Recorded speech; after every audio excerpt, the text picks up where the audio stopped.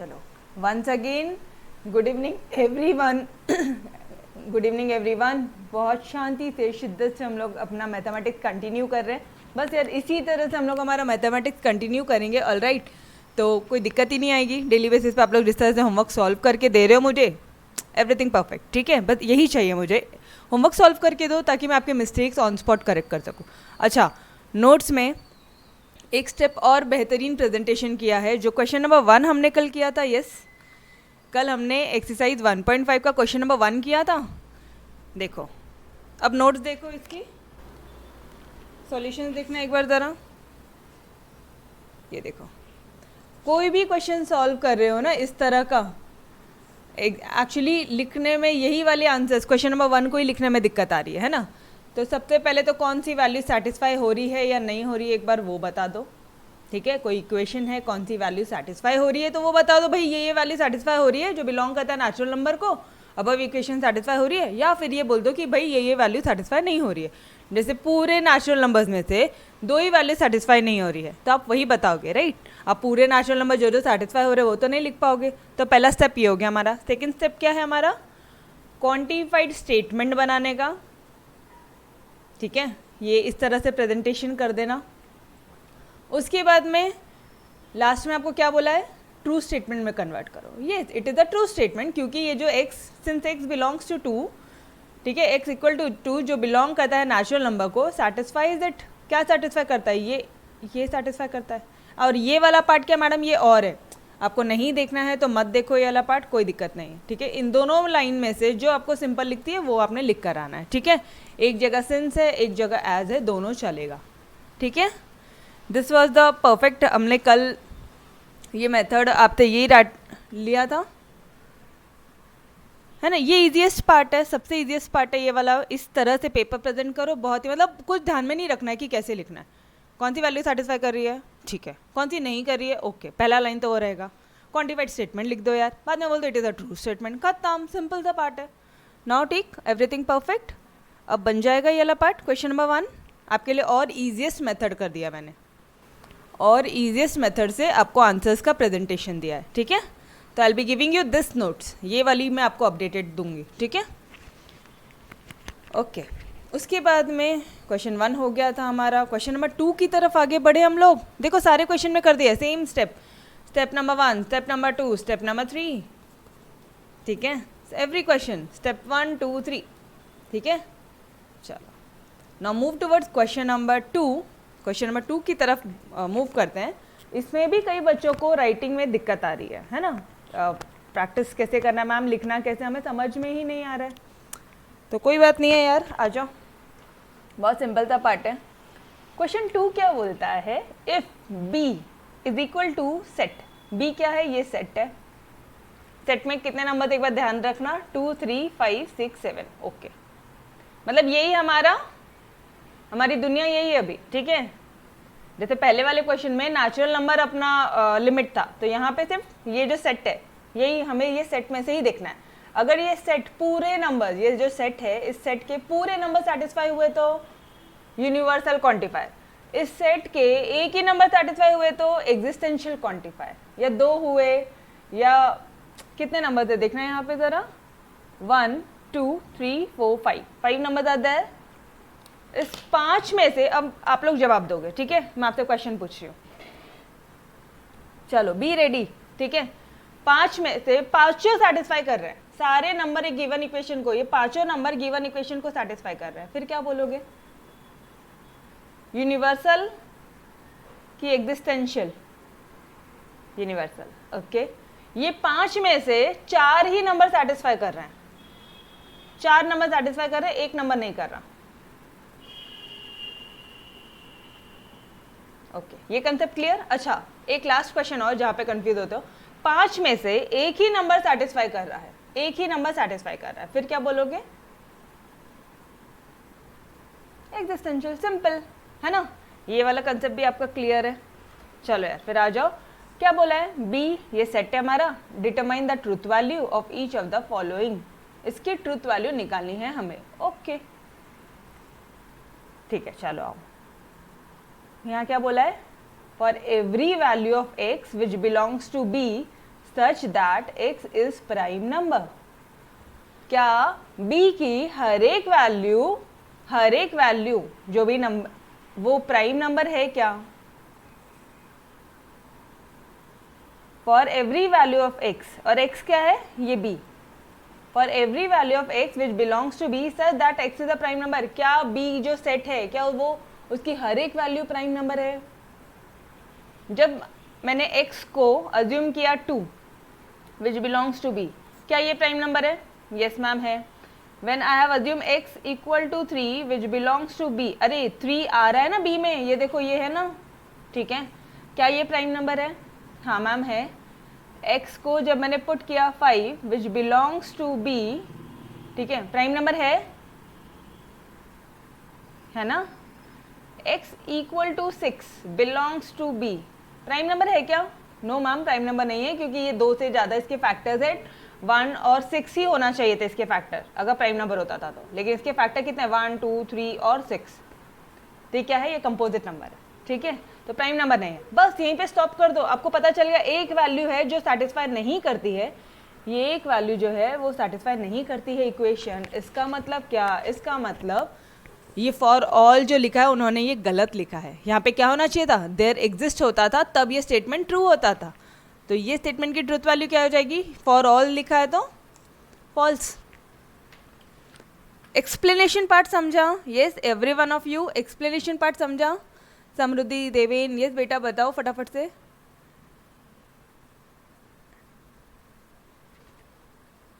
यहाँ तक समझा पक्का से? राइटिंग कैसे लिखना है मैं बताती हूँ आपको, चिंता मत करो, ठीक है। कंसेप्ट समझा कैसे करना है आपको, ठीक है। तो देखो हमें क्या पता है, जो 6 है वो सेटिस्फाई नहीं करता। अच्छा एक बार बताना, 7 तुम्हारा प्राइम नंबर है क्या? x equal to 7 belongs to b prime number है? हाँ मैम, 1 और 7 से ही डिविजिबल है, ये भी प्राइम नंबर है, तो एक ही नंबर है।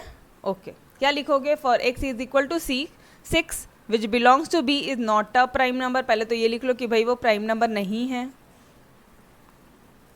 ठीक है, या फिर ऐसा लिख लो कि x is equal to 6 does not satisfies the given statement, ये लिख लो। और ये लिख लो here only x equal to 2 3 5 7 are prime numbers. इन तीनों में से कोई एक भी लिखा तो भी चलेगा, क्योंकि 6, अच्छा अब देखो, क्योंकि 6 प्राइम नंबर नहीं है तो ये गिवन स्टेटमेंट फॉल्स होता है, इसकी ट्रुथ वैल्यू फॉल्स है।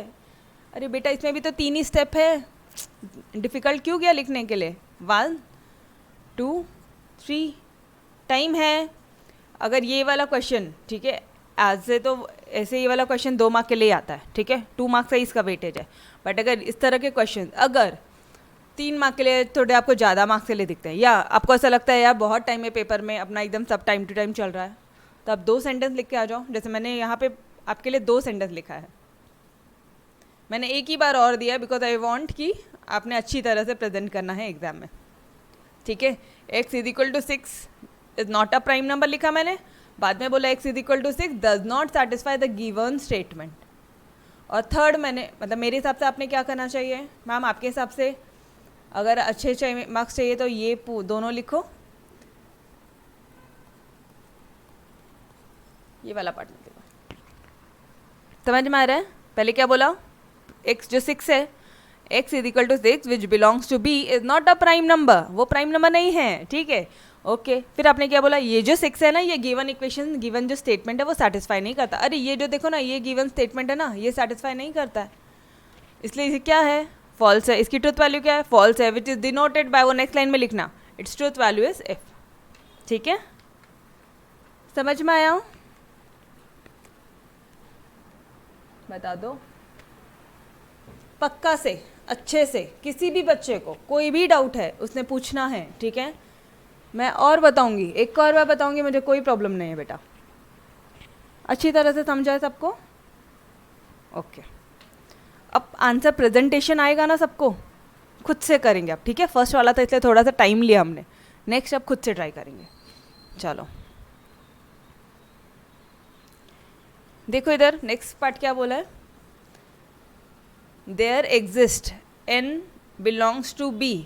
अब ये b को थोड़ा सा क्लीन करते अपन, ठीक है। चलो there exist n belongs to b, n क्या है? b को बिलोंग करता है, ठीक है। मतलब 2 3 5 6 7 इसमें से है, ठीक है। Such that n plus 6 is greater than 12, such that n plus 6 is greater than 12। Okay, अब इसे क्या करना है, कुछ भी नहीं करना, आपने फटाफट से ये इक्वेशन सॉल्व करनी है। इक्वेशन सॉल्व कैसे करोगे, मैंने कल बोला था इक्वेशन आएगा पहले उसका सॉल्यूशन निकाल लो, ठीक है। वैल्यू पुट मत करो, जल्दी हो जाएगा। ये 6 इधर जाएगा तो क्या हो जाएगा 6, मतलब 6 से ऊपर, 6 से ग्रेटर, 6 के ऊपर जितनी भी वैल्यूज है वो ये इक्वेशन सेटिस्फाई करेगी। 6 के ऊपर जितनी भी वैल्यूज है वो ये इक्वेशन सेटिस्फाई करेगी। ये समझा क्या? अरे n की वैल्यू क्या आ रही है, ग्रेटर देन 6 आ रही है, 6 भी नहीं है, 6 के ऊपर। तो हमारे b वाला जो सबसेट है उसमें 6 के ऊपर कौन सी वैल्यू है, सिर्फ और सिर्फ 7। तो सिर्फ और सिर्फ 7 ही ये वाला पार्ट सेटिस्फाई करेगा, ठीक है। अननेसेसरी टाइम वेस्ट मत करो, बहुत सिंपल है वो पार्ट, ठीक है। चलो नाउ अब आंसर कैसे प्रेजेंट करना है मैम, चलो आ जाओ। For n is equal to 7, ठीक है, n plus 6 greater than 12, 7 plus 6 equal to 13, 13 which is greater than your 12, मतलब n equal to 7 satisfies the given equation. ये गिवन इक्वेशन सेटिस्फाई कर रहा है। लिखोगे कैसे, लिखो here n equal to 7 belongs to b satisfies n plus 6। आपको सिर्फ इतना बताना है, देखो क्या क्या बताना है आपको। पहले आपने जो भी कैलकुलेशन किया ना, मैम आपने तो ऐसे सीखा, अरे फिर ये कर दो ना, क्या दिक्कत है, ये लिख दो, ये नहीं लिखना है तो। बट एक सेकेंड ना, बट आई वुड सजेस्ट यार, मतलब यहाँ पे ना आप लोगों को एग्जाम में कन्फ्यूजन हो सकता है, ठीक है, क्योंकि ये भी अगर आपने लिखा तो भी आपको वैल्यूज़ बतानी पड़ेगी कि कौन सी वैल्यूज़ सेटिस्फाई कर रही है इक्वेशन, ठीक है। तो ये अपने ये वाला पार्ट हमने रफ में कर लिया, ये वाला पार्ट हमने रफ में कर लिया, ठीक है। मुझे ये पता चल गया फटक से कि भाई 6 के ऊपर की सारी वैल्यू ये इक्वेशन सेटिस्फाई करती है ना, 6 के ऊपर की सारी वैल्यू ये इक्वेशन सेटिस्फाई करती है। ओके, 6 के ऊपर कितना है, सिर्फ 7 है मैम, तो सिर्फ 7 है, ठीक है। जल्दी से कर लो, n प्लस 6 ग्रेटर देन 12 है, ठीक है। फॉर n इक्वल टू 7 क्या हो जाएगा इसका वैल्यू, 7 प्लस 6 13 ग्रेटर देन 12 है। दिस एम्प्लाइज जो n इक्वल टू 7 है वो सेटिस्फाई करता है गिवन इक्वेशन, ठीक है। पहले आपने वैल्यू पुट किया यहाँ तक, अब आप बोल रहे हो भाई जो 7 है वो सेटिस्फाई कर रहा है। सिर्फ 7 बोलोगे क्या कि n इक्वल टू, आपको कैसे बोलने बोला था, आपको कैसे बोलने बोला था मैंने, यहाँ पे आपने क्या बोला, n इक्वल टू 7 सेटिस्फाई कर रहा है गिवन इक्वेशन, ठीक है। अब आप क्या बोलोगे, n equal to 7 belongs to b satisfy the given equation, the given statement is true, its truth value is t। अभी समझ में आ रहा है?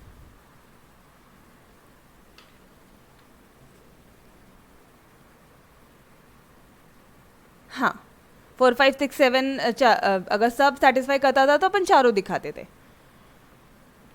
ये समझ में आया कैसे करना है? सबसे पहले आपने क्या किया, आपने रफ में एक देखा कि भाई 6 के ऊपर सारी वैल्यू सेटिस्फाई, 6 के ऊपर, 6 नहीं मतलब 7, ये पार्ट मुझे मालूम पड़ गया। जैसे ही मैंने यहाँ पे देखो 7 पुट किया तो यहाँ पे 13 ग्रेटर देन 12 है, ये इनको दिखा दिया। मैंने ये बोला कि भाई n इक्वल टू 7 सेटिस्फाई करता है गिवन इक्वेशन, सेकेंड वाला आपका स्टेप हो गया।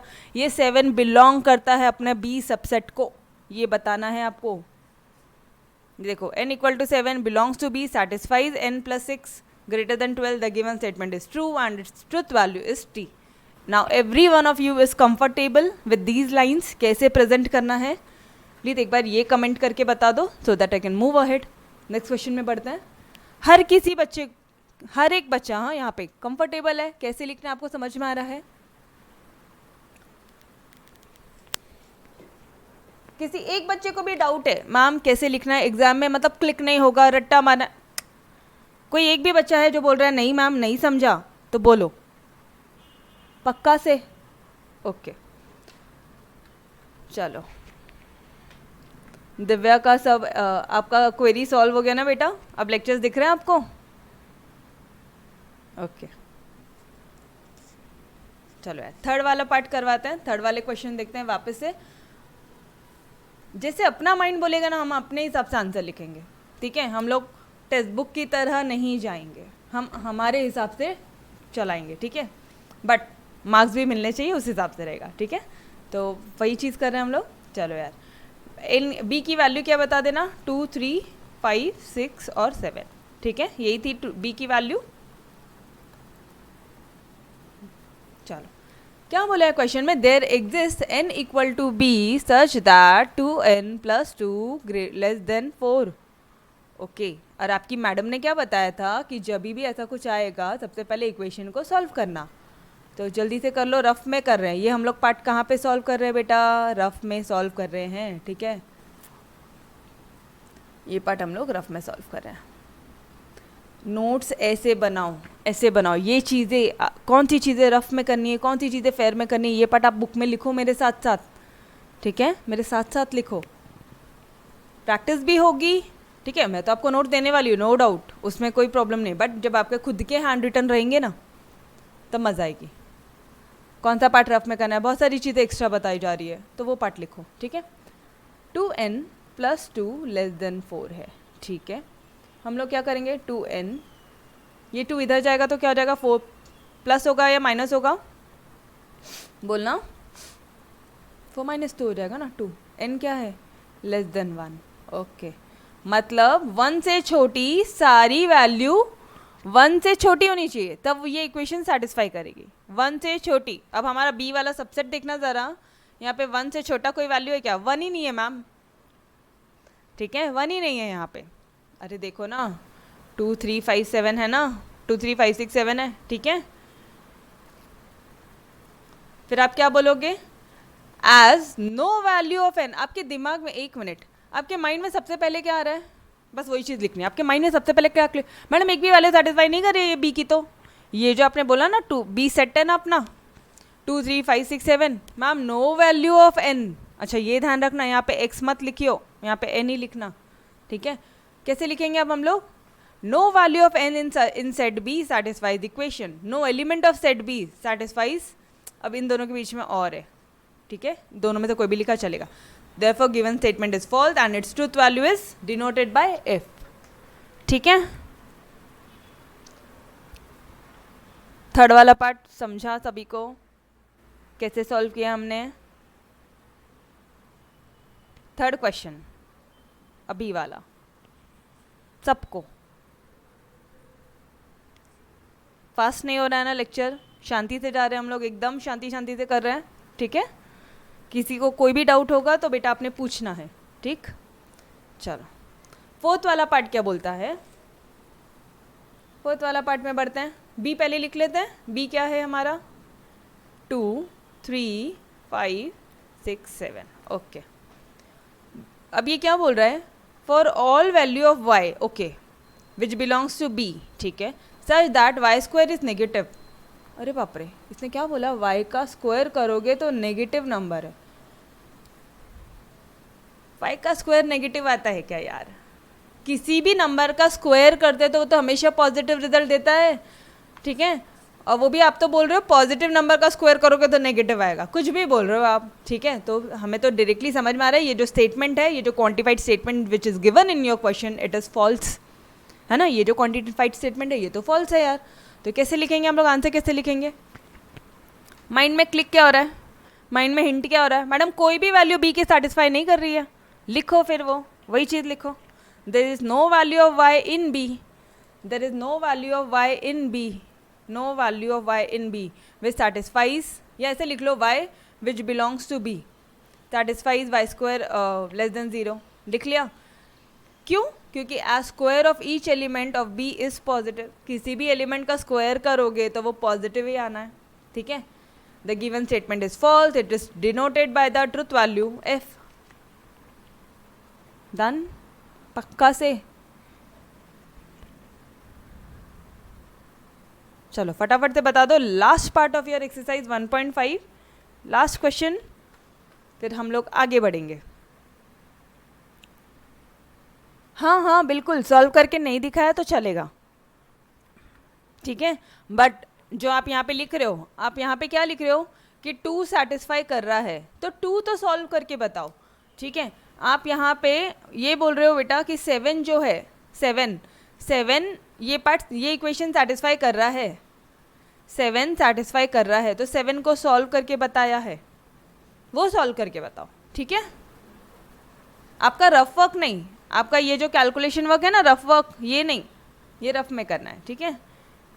ये तो आपको पता ही था, यहाँ पे कोई भी रफ वर्क नहीं है, यहाँ पे भी कोई रफ वर्क नहीं है, हाँ यहाँ पे रहेगा, नहीं यहाँ पे भी नहीं रहना, बहुत ही सिंपल था क्वेश्चन है वो भी। और कहाँ पे रफ वर्क था हमारा, हाँ ये वाला पार्ट आपको, ये वाला पार्ट अगेन रफ वर्क रहेगा, ठीक है। चलो समझा सभी को।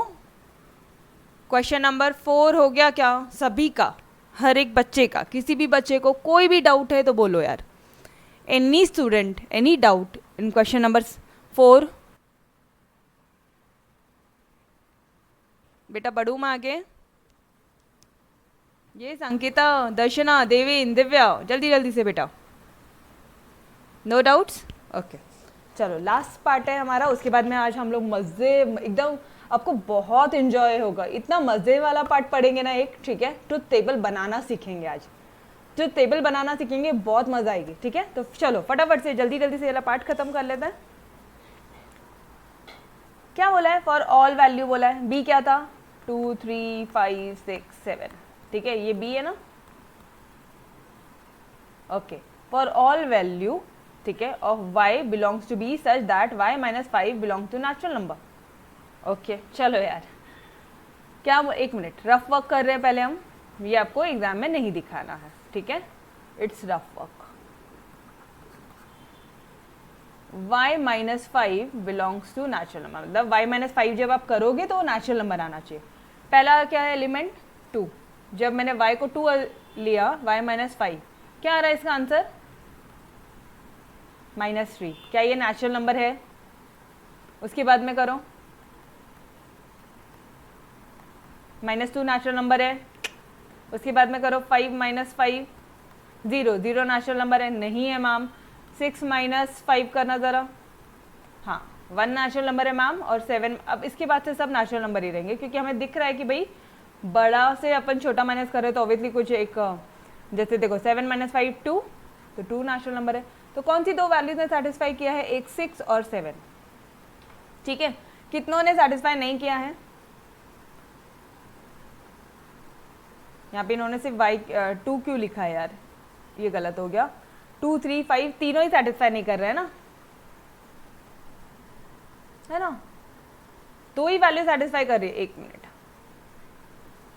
यहाँ पे लिखो आप 2 3 5, ये तीनों सेटिस्फाई नहीं कर रहे हैं। क्या सेटिस्फाई कर रहे हैं, only y equal to 6 and 7। कैसे लिखना है, देखो पहले कौन सी वैल्यू सेटिस्फाई की है ma'am, only y equal to 6 and 7 satisfies the equation y minus 5 which belongs to natural number, the given statement is false, इसका truth value false.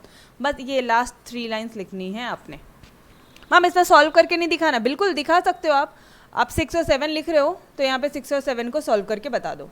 6 minus 5 equal to 1 which belongs to natural number, ऐसे लिख लो अपने। यहाँ पे ये मत put करो, science वगैरह मत पुट करो, यहाँ पे आप लिखो विच इज़ नेचुरल नंबर, ठीक है। 7 minus 5 equal to 2 which is again natural number, और फिर आप ये वाला पार्ट लिखो, ठीक है।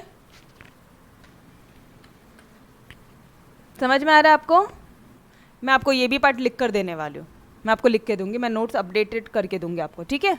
बिकॉज कैसा हो रहा है ना, ये जब हम लोग सारे क्वेश्चन एक फ्लो में रहे ना, एक फ्लो में, एक पैटर्न है हमारा आंसर करने का, तो वो बेटर रहेगा एग्जाम में, है ना। एकदम से भाई कुछ अलग पैटर्न आ रहा है तो कन्फ्यूजन नहीं चाहिए। एक सिस्टमैटिक पैटर्न है कि अच्छा पहले ये लिखना, हम लोग पहले वैल्यूज निकाले थे, पहला माइंड में क्या आया, 6 और 7 सेटिस्फाई कर रहे हैं, पहले वो कर दो, पहले 6 और 7 का सॉल्व कर दो, बाद में बोल दो 6 और 7 सेटिस्फाई कर रहा है, बाद में बोल दो ये जो गिवन स्टेटमेंट है वो ट्रू है, बाद में बोल दो इट इज डिनोटेड बाय, बाद में बोलो गिवन स्टेटमेंट जो है वो फॉल्स है, बाद में बोलो कि उसका जो ट्रुथ वैल्यू है वो होता है फॉल्स।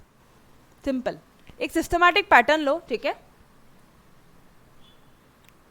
सेकेंड वाले का जैसा आपको एक्स्ट्रा क्वेश्चन बिल्कुल बिल्कुल देने वाली हूँ मैं, आपको चिंता नहीं करनी है। आपको आपके जो एक्सरसाइज है ना, टेक्स्ट बुक मैंने आपको देखो नोट्स में डाल दिया है, नोट सेक्शन में आपके टेक्स्ट बुक अवेलेबल है महाराष्ट्र बोर्ड के, है ना। तो वहाँ पे भी जितने भी क्वेश्चन दिख रहे हैं सॉल्व एग्जाम्पल सॉल्व करो, मेरे एंड से आपके लिए सॉल्व एग्जाम्पल्स पेंडिंग है, और मुझे फटाफट से व्हाट्सएप करना है जो भी कुछ डाउट है हाथों हाथ। और अगर मुझे लगता है कि वो डाउट इम्पॉर्टेंट है, वो डाउट हर किसी बच्चे को आ सकता है, तो वो मैं यहाँ पे लेक्चर में आपके लिए ले लूँगी, ठीक है। नोट्स कभी मिलेंगे? जब सारे होमवर्क आ जाएंगे, सारे बच्चों ने कि जब होमवर्क आ जाएंगे तो नोट्स मिल जाएंगे। चलो, see here we have finished our exercise 1.5 also, ठीक है। बहुत सिंपल सा एक्सरसाइज था। क्वेश्चन नंबर 1 एक बार देखना ज़रा। क्वेश्चन नंबर 1 में उन्होंने क्या पूछा था कि भाई हमें क्या लिखना था, जैसे ये इक्वेशन दिया था, हमें क्या करना था, इनका क्वांटिफाइड स्टेटमेंट बनाना था और हमें ये बोलना था एक ट्रू स्टेटमेंट बनाना था, ठीक है। तो इसका एक सिस्टमैटिक पैटर्न था। कौन सी वैल्यूज़ माइंड में क्या रहा है, ये वैल्यू सेटिस्फाई कर रही है, कुछ ही वैल्यू था मैडम, कुछ ही वैल्यू था तो देयर एग्जिस्ट लगा दिया और ट्रू स्टेटमेंट बोल दिया। बाद में बोल दिया कि ये जो वैल्यू थे ये सेटिस्फाई करती है ये अबव इक्वेशन को, ठीक है। तो उसका राइटिंग पैटर्न देखा। अब इनका राइटिंग पैटर्न कैसा है, यहाँ वालों का राइटिंग पैटर्न कैसा है,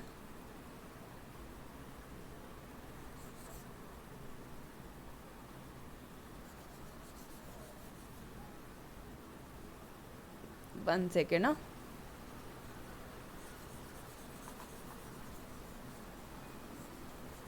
यहाँ वाले का राइटिंग पैटर्न एक बार देख लो, ठीक है। रफ पे किया हमने, सबसे पहले तो हमने क्या कैलकुलेशन किया, हमने रफ में कुछ कैलकुलेशन की। वो रफ वाले कैलकुलेशन क्या है, 6 के ऊपर की सारी वैल्यू सेटिस्फाई होती है। तो हमें पता है कि ये जो 2 3 5 6 7 है, 2 3 5 6 7 है, अरे बी जो है, बी आपका सेट है, उसमें वैल्यूज़ कितनी 2 3 5 6 7 है, सिर्फ 7 ही सेटिस्फाई करता है ना। तो फिर आप क्या बोलोगे, आप सबसे पहले इक्वेशन सॉल्व करके बता दो। देखो भाई 13 है, 13 12 से बड़ा है, ओके। फिर आप बोलो n जो है n इक्वल टू 7 वो सेटिस्फाई करता है इक्वेशन को। फिर ये बताओ कि जो n है ना, it belongs to your natural number, it belongs to your natural number बोल रही हूँ मैं, सॉरी, यहाँ पे सेट बोला है ना आपको, इट बिलोंग्स टू बी। अगर नेचुरल नंबर दिया रहेगा तो आप बोलोगे it belongs to natural number. अगर एक क्वेश्चन में होल नंबर बोला होगा तो it belongs to whole number, वो आपको लिखना है। पहला वैल्यू पुट करी, सॉल्व करके बता दिया, प्रूफ दे दिया, यहाँ पे देखो बड़ा है, बाद में बोल रहे हो सेटिस्फाई कर रहा है, बाद में बोल रहे हो वो बिलोंग्स टू बी है, फिर बोल रहे हो गिवन स्टेटमेंट ट्रू है, फिर बोल रहे हो ट्रुथ वैल्यू ट्रू है, ठीक है। आंसर का प्रेजेंटेशन प्रॉपर रखना गाइस, इसमें कोई गलती मत करना।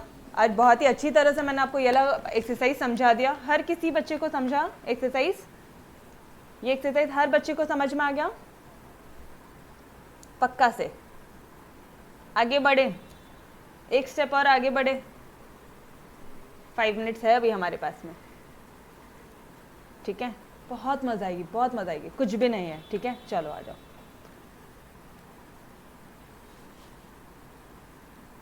अब ना एक नेक्स्ट एक्सरसाइज की तरफ हम लोग आगे बढ़ेंगे। आज हम लोग नेक्स्ट एक्सरसाइज के 2 क्वेश्चन सॉल्व करने वाले हैं आज हम लोग, ठीक है।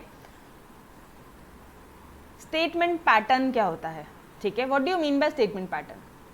अब लॉजिक में जो हमारा ये वाला जो चैप्टर है, मैथमेटिकल लॉजिक में, हम लोग स्टेटमेंट को क्या अज्यूम करते हैं, पी क्यू और आर के फॉर्म में, पी क्यू आर एस के फॉर्म में हम लोग स्टेटमेंट को अज्यूम करते हैं, है ना। जब ये स्टेटमेंट्स में ये लॉजिकल कनेक्टिव्स ऐड ऑन हो जाएंगे तो ये क्या बन जाएगा, स्टेटमेंट पैटर्न बन जाएगा। बहुत सिंपल था मैडम, इसी को ही तो कंपाउंड स्टेटमेंट बोलते हैं। हाँ जी, इसी को कंपाउंड स्टेटमेंट बोलते हैं, ठीक है। ये देखो, इसे कंपाउंड स्टेटमेंट भी बोलते हैं और इसे हम लोग क्या बोलते हैं, स्टेटमेंट पैटर्न भी बोलते हैं। ये देखो, these all are statement pattern, these are called statement pattern, समझा, ठीक है। बढ़ू आगे।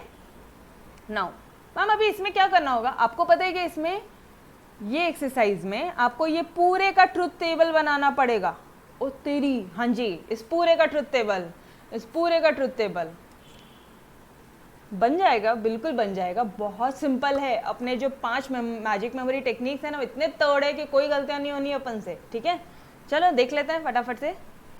अच्छा, कुछ बातें आपको बता दूं मैं, ट्रुथ टेबल बनाने से पहले कौन सी बातें ध्यान में रखनी है।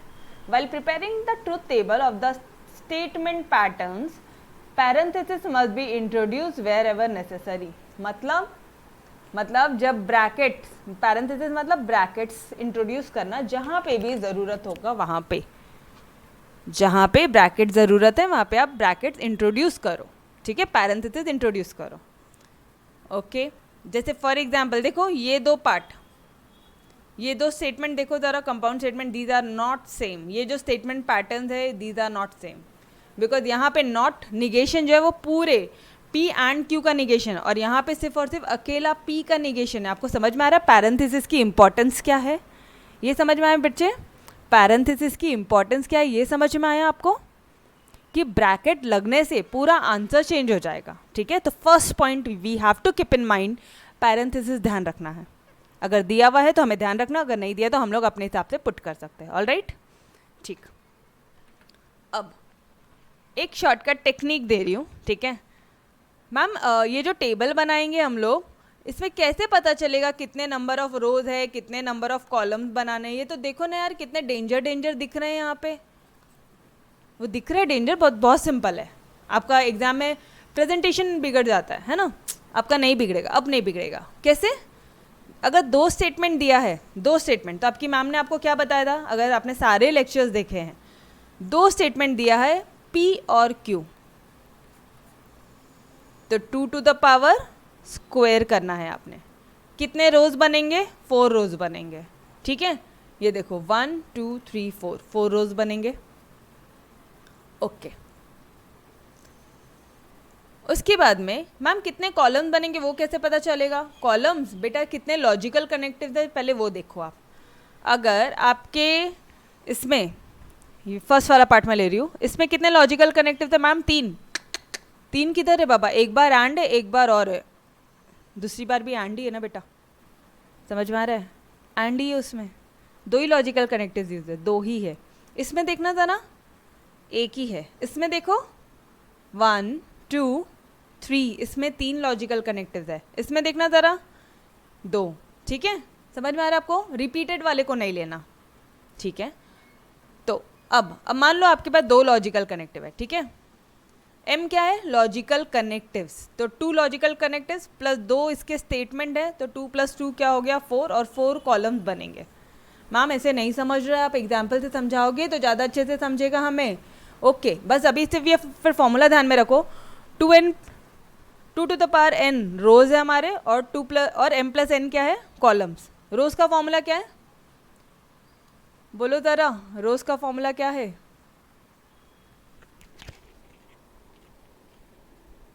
बोलो बोलो, रिपीट करो।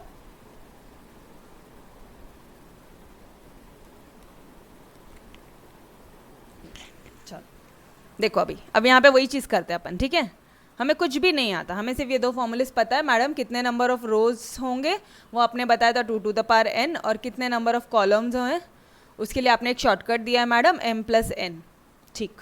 चलो कितने यहाँ पे स्टेटमेंट से देखना ज़रा, P और Q 2 ही स्टेटमेंट है।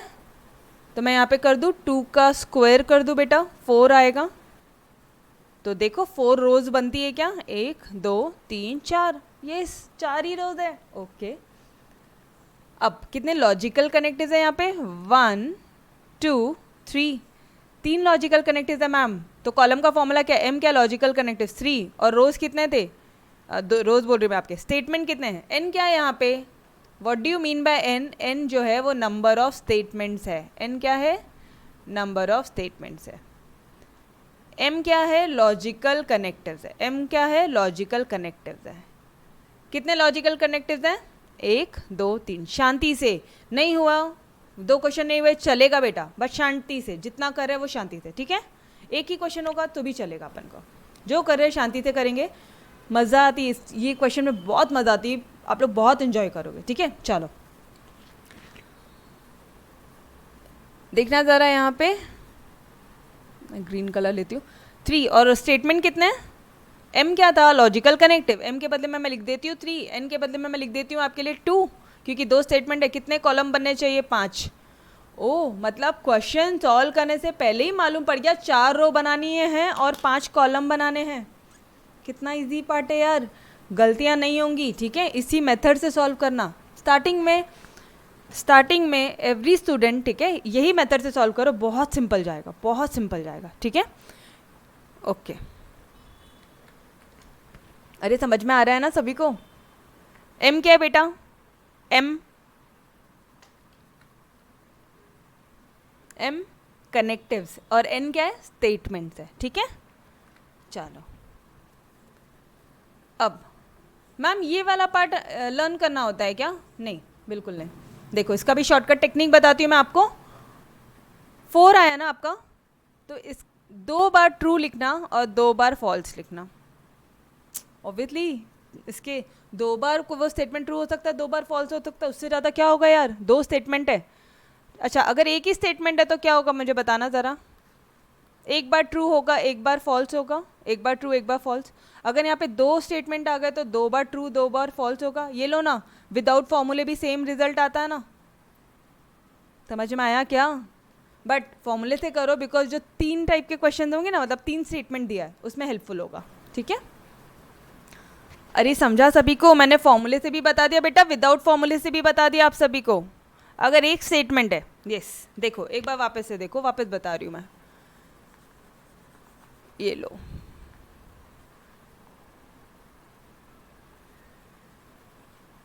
अगर एक ही स्टेटमेंट है, इसको हटाओ, कितना स्टेटमेंट है, 1 स्टेटमेंट, तो ये स्टेटमेंट की पॉसिबिलिटी क्या है, ये एक बार ट्रू हो सकता है और एक बार फॉल्स हो सकता है, यही पॉसिबिलिटी है उसकी, है ना। या तो ट्रू होगा या तो फॉल्स होगा, यही पॉसिबिलिटी है उसकी। अगर 2 स्टेटमेंट होंगे तो मैम 2 बार ट्रू हो सकता है 2 बार फॉल्स हो सकता है, सेम आंसर आ रहा है। अच्छा इसको जाने दो, ये वाला पार्ट जाने दो आप अभी फ़िलहाल, जब हमें करना ही 2 टू द पावर n से, तो हम लोग क्यों अननेसेसरी सोच रहे हैं। ठीक है, अगर मैम अगर 3 स्टेटमेंट होंगे तो करो, 2 3 द 6 6 टू द, अरे 2 इंटू 2 इंटू 2 करो ना जल्दी से, 2 टू द 4 4 टू द 8 8। ठीक है, तो इसमें कितनी पॉसिबिलिटी है, इसमें 4 बार ट्रू होगा और 4 बार फॉल्स होगा। ठीक है, अब देखो यहाँ पे कैसे किया है, अब ध्यान से देखना एक एक चीज़। यहाँ तक किसी बच्चे को, यहाँ पे मैंने कुछ भी नया नहीं बताया बेटा, यहाँ पे मैंने अभी तक कंक्लूजन क्या हुआ। मैम नंबर ऑफ स्टेटमेंट फिर से बताओ, हाँ बिल्कुल बिल्कुल बताती हूँ। देखो अभी तक मैंने आपको सिर्फ 2 ही बात बताई, कितने नंबर ऑफ रोज है, कैसे पता लगेगा, कितने नंबर ऑफ रोज है, नंबर ऑफ स्टेटमेंट के हिसाब से। ठीक है, 2 टू द पावर n कर दो, n क्या है, नंबर ऑफ स्टेटमेंट्स है। यहाँ पे फर्स्ट वाले क्वेश्चन में कितने स्टेटमेंट दिख रहे हैं आपको, p और q दिख रहा है। ठीक है, p इम्प्लाइज नॉट p और q, मतलब p 2 बार आ रहा है और 1 बार q आ रहा है, मतलब 2 ही स्टेटमेंट है, p और q इन शॉर्ट। ठीक है, तो 2 ही स्टेटमेंट है, तो 2 टू द पावर स्क्वायर के कितना आ रहा है, 4 4 पॉसिबिलिटीज है, 2 बार ट्रू होगा 2 बार फॉल्स होगा, 2 बार ट्रू होगा और 2 बार फॉल्स होगा, ये पॉसिबिलिटी है। देखना ज़रा यहाँ पे वही है, अब ध्यान से देखो, 2 बार ट्रू 2 बार फॉल्स लिख दिया आपने यहाँ पे। यहाँ तक समझा सभी को। नंबर ऑफ स्टेटमेंट कैसे समझेगा बेटा, क्वेश्चन देख के, अगर यहाँ पे P Q R दिया तो यहाँ पे कितने स्टेटमेंट है, 2 टू द पावर 3 करना पड़ेगा आपको, P R और Q 2 क्यूब। यहाँ पे देखो P और Q, ये वापस से P Q आ गए, तो यहाँ पे कितने स्टेटमेंट है, स्क्वायर 2 स्क्वायर, 2 स्टेटमेंट है, मैंने 2 स्क्वायर किया है ना। 2 टू द पावर n का फॉर्मूला, और n क्या है, स्टेटमेंट्स, n क्या है, स्टेटमेंट्स। बिल्कुल आगे नहीं बढ़ते हैं। आपको यहाँ तक क्लियर हुआ क्या, मुझे इतना बताना। मैडम एक बार लास्ट में पूरा कंक्लूड कर दो, चलो यार आ जाओ, ये वाला क्वेश्चन फिर हम लोग कल ही सॉल्व करेंगे। ठीक है, अभी तक आपकी मैम ने आपको सिर्फ इतना सा बताया बेटा, n जो है वो क्या है, नंबर ऑफ स्टेटमेंट्स, और लॉजिक चैप्टर में आपको नंबर ऑफ स्टेटमेंट्स, ठीक है, कैसे मालूम पड़ेगा, P Q R ये सारे क्या होते हैं, स्टेटमेंट्स होते हैं। अगर आपको P Q मिला तो 2 स्टेटमेंट है, P Q R तीनों मिल गए तो 3 स्टेटमेंट है क्वेश्चन में, P Q R S मिल गया तो 4 स्टेटमेंट है, सिंपल। ठीक है, तो नंबर ऑफ, और M क्या होता है, और आपकी मैम ने आपको M क्या बताया, M क्या होता है, M है logical connectives. Ma'am logical connectives क्या होते हैं, लॉजिकल कनेक्टिव्स क्या होते हैं, एंड होता है, और होता है, ये नॉट होता है, इम्प्लाइज होता है, डबल इम्प्लीकेशन होता है, ये 5 ही तो पढ़े थे अपन ने, है ना। बस ये पार्ट समझ में आया। तो अब आपकी मैम आपको क्या बता रही हैं कि नंबर ऑफ रोज कितने होंगे वो कैसे पता चलेगा, उसका फॉर्मूला है 2 टू द पावर n, और ये n क्या है, अरे अभी तो बताया था नंबर ऑफ स्टेटमेंट है मैडम, 1 2 3, हाँ 3 स्टेटमेंट है, तो कर लो यहाँ पे 2 क्यूब। मैडम से P Q तो 2 स्टेटमेंट है बेटा, कर लो यहाँ पे 2 स्क्वायर, उतने नंबर ऑफ रोज बना देना, ठीक है, ओके। और कॉलम्स कैसे पता चलेंगे ma'am? Columns m plus N, m plus N, m क्या है? कनेक्टिव्स। कितने कनेक्टिव्स है मैडम? 2 कनेक्टिव है, और ठीक है आपके पास कितने हैं? 2 कनेक्टिव है बोल रहे हो। कितने स्टेटमेंट है मैडम? 2 स्टेटमेंट है, कितना हो गया? 4 कॉलम्स बन जाएंगे हमारे। मैम 3 कनेक्टिव्स है, ओके। मैम 2 ही स्टेटमेंट है, ओके, तो 5 कॉलम बना लो बेटा, चिंता क्या बात है।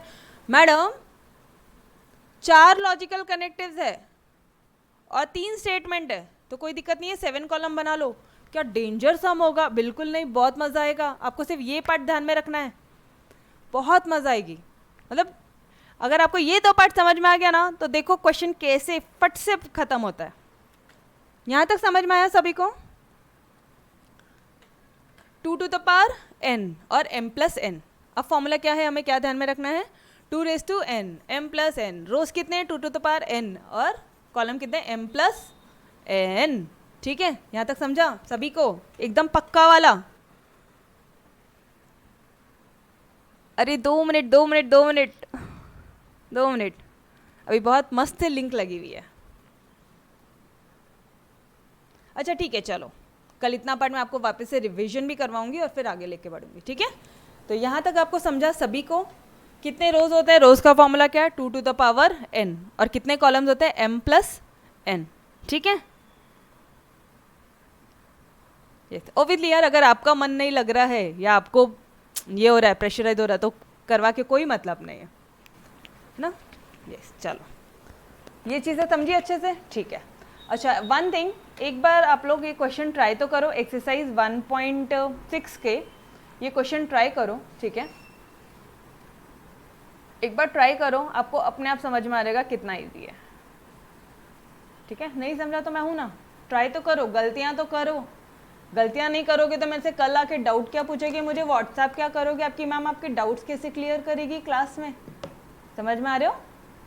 ओके, चलो यार, बाय बाय, टेक केयर। कल फिर मिलते हैं शाम 5 बजे मैथमेटिक्स के साथ, ऑलराइट। चलो यार, bye bye, take care, bye bye everyone.